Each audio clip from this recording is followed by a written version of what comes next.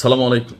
ঘটনা তো ঘটে গেছে, অনেক কিছু বেরো হয়েছে। তো আমি আমাদের ওই যে হ্যালো প্রবাসী হাসপাতাল, যেটা আমরা কুমিল্লা জেলার একদম সন্নিকটে অর্থাৎ পালপাড়া ব্রিজের পরেই প্রায় 145 শতক জায়গার উপরে আমরা একটা হাসপাতাল নির্মাণ করছি। আর এর উদ্যোক্তা আমি।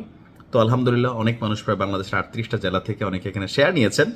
তো তাদেরকে নিয়ে আসলে আমাদের ব্যস্ততা যাচ্ছে, যদিও প্রতিটা শেয়ারের মূল্য 2,15,000 থেকে শুরু করে 4, 6 বা 8 মাসের কিস্তিতে নিতে পারেন। তো যাই হোক, এগুলো কেন বললাম এটাও একটা জানাই দিলাম, অনেকে হয়তো পরবর্তী সময় জানেন। এখন একদিকে যখন জামাতের এমপি সাহেব, আপনারা সকলে জানেন যে গত 2 দিন যাবৎ পুরো বাংলাদেশ আউলাই গেছে। তো সেই এমপি সাহেবের এই ভিডিওটা আসলে কে ফাঁস করলো? এটা কিন্তু তার পার্মানেন্ট রুম না, যে যেখানে তিনি যে সবসময় থাকেন, বাড়ির চাকর বাকর কাজের লোক কাউকে হাত কইরা আওয়ামী লীগ, হ্যাঁ তারা ধরেন এই ভিডিওটা আসলে ফাঁস করা নিয়ে গেল, বা বিএনপি। আসলে এইখানে তার এই টোটাল ঘটনায় যিনি মূল খলনায়ক, তার পরিচয় কি হইতে পারে আপনার ধারণা? তার পরিচয় অন্য কিছু না, সে হচ্ছে তার যে ব্যক্তিগত গাড়ির ড্রাইভার। এই কাক্কাই কিন্তু পুরাটা সিস্টেম রে খায়া দিছে। যদিও এটা নিয়ে নানান ক্লারিফিকেশন জামাতের সমর্থকদের মধ্যে একাংশ, সবাই না, এটা প্রমাণ করার চেষ্টা করতেছে। বিয়ে করছে, তো বিয়ের আবার কাবিননামা ধরেন যে ডেটের হওয়ার কথা কাজী করতেছে, ভাই এটা তাড়াহুড়া আমার দিয়ে করাইছে। অর্থাৎ তিনি একটা হয়তো অনৈতিক সম্পর্কে ছিলেন, বাট যাই হোক মেয়েটার কপাল ভালো যে অনৈতিক সম্পর্কের ভিডিও ফাঁস হওয়ার পরে এমপির বউ হয়ে গেছে, হ্যাঁ মেয়ের বাবু এমপির শাশুড়ি হয়ে গেছে, শ্বশুর হয়েছে। এখন ড্রাইভার কিভাবে এই ঘটনাটা ঘটাইলো চলুন দেখি। এখন যতটুকু তথ্যপাত্র আছে এমপির বক্তব্য অনুযায়ী 13 জুলাই 2026 তার প্রথম স্ত্রী মাকসুদা বেগম, দ্বিতীয় স্ত্রী মারিয়ম বেগম এবং মারিয়ম বেগমের মামা মোহাম্মদ ওবায়দুল্লাহকে নিয়ে তিনি তার ব্যক্তিগত গাড়ি যোগে মগবাজারের মাসুম বিল্লার ব্যবসায়ী অফিসে যায়।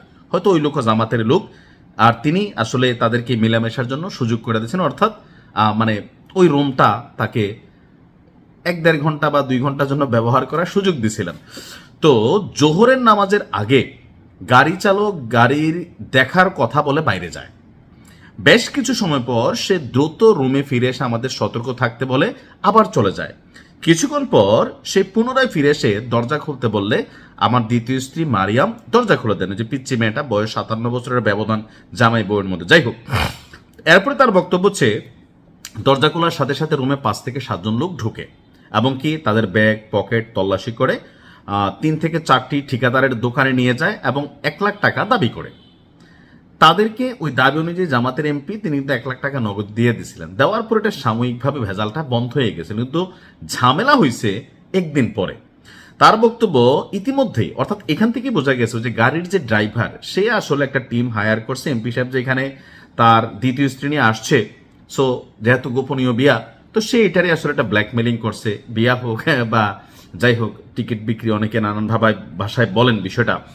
তো ড্রাইভার করছে কি এই সিচুয়েশনটারে কাজে লাগাইয়া সে কিন্তু ওই যে টিমটা যেটা এসে এখানে তাদেরকে হাতে নাতে ধরছে তাদেরকে কিন্তু ড্রাইভারই ভাড়া করছে, এটা তো ক্লিয়ার। তো তিনি বলছেন যে এর মধ্যে আমাদের গাড়ি চালক ওবায়দুল্লাহকে আমরা খোঁজাখুঁজি কইরা আর পাই নাই। এরপর আমরা বাসায় চলে আসি। রাত আনুমানিক 10টার দিকে গাড়ি চালক আবদুল্লাহ এমপিরে ফোন করে বলে যে মগবাজারের চাঁদাবাজদের হাত থেকে গাড়ি ছাড়াতে হলে 5 লাখ এবং মানে তিনি দিবেন 5 লাখ, আর তার দ্বিতীয় স্ত্রীর ভাই মোহাম্মদ মাসুম বিল্লার কাছে 10 লাখ টাকা দিতে হবে। তার মানে তিনি যেখানে গেছিলেন ওইটা ওই মেয়ের ভাইয়ের দোকানই ছিল বক্তব্য অনুযায়ী। তবে প্রকৃত ঘটনা হলো এই সমস্ত চক্রান্তের মূলনায়ক ছিল তার গাড়ি চালক ওবায়দুল্লাহ। তার বক্তব্য গাড়ি চালক ওবায়দুল্লাহর দুলাভাইয়ের সাথে, গাড়ির ড্রাইভারের দুলাভাইয়ের সাথে আমার দ্বিতীয় স্ত্রীর বাবা মাসুম বিল্লার দীর্ঘদিন ধরে মনস্তাত্ত্বিক দ্বন্দ্ব চলছিল। এখন মাসুম বিল্লাহ কি ভাই না শ্বশুর, আবার এখানে আসছে মানে একটু তো কনফিউশন। তিনি হয়তো তাড়াহুড়া করতে গিয়ে কি বলছেন নিজেও জানেন না। তো বলছে যে ওই গাড়ি চালকের সাথে তার শ্বশুরের যে ভেজাল আছে সেই ভেজালটাকে কেন্দ্র করেই তাদেরকে আসলে এরকম একটা সিচুয়েশনে বাটে ফালাইয়া টাকা নেওয়ার জন্য চেষ্টা করছে বা তাদেরকে অপমানিত করা হয়েছে। তবে ঘটনা হচ্ছে তিনি ওই মেয়ের সাথে সম্পর্ক ছিল, মিয়া বিবি রাজি, আপনি কি করবেন? মাইয়া তো পট পড়াইয়া বলতেছে আমার স্বামী, তা আপনার তো হিংসা হয় কেন? আপনি বলার একটা বিয়ে করেন। এখন কথা হচ্ছে যে আসলে এটা বিয়ে হয়েছে নাকি হয়েছে না। তবে এখানে টোটাল সিচুয়েশন থেকে যেটা বুঝতেছি, মেয়ের সাথে কোনো রকম জোর জবরদস্তি করা হয় নাই। মাইয়ার এই বুড়ারে ভালো লাগছে, তিনি এমপি দিন শেষে, তো সেই জায়গা থেকে তারা ভালোবাসা করছে, বিয়ে করছে, রুমে গেছে, ডেটিং করছে। হ্যাঁ, এগুলো বাংলাদেশে একটা কমন চিত্র, কিন্তু ফ্যাক্ট হচ্ছে ফাঁসাই দিছে হচ্ছে গাড়ির ড্রাইভার। গাড়ির ড্রাইভার হচ্ছে এখানে মূল খলনায়ক যে এই কাজটা করছে। তো এখন এই খলনায়কের পরিণতি কি হবে সেটা তো আমরা অদূর ভবিষ্যতে দেখতে পারি, বুঝতে পারবো। আবার অলরেডি এই বিষয় নিয়ে মামলাও হয়েছে, একজন গ্রেপ্তারও হয়েছে, অর্থাৎ ওনার বিরুদ্ধে মামলা হয়েছে, এমপির বিরুদ্ধে সম্ভবত। তো ঘটনার শেষ পর্যন্ত কোথায় গড়ায় বাংলাদেশ তো বলা যায় না, মিনিটে মিনিটে এখানে নাটকীয় সিচুয়েশন তৈরি হবে। ভালো থাকুন, আসসালামু আলাইকুম।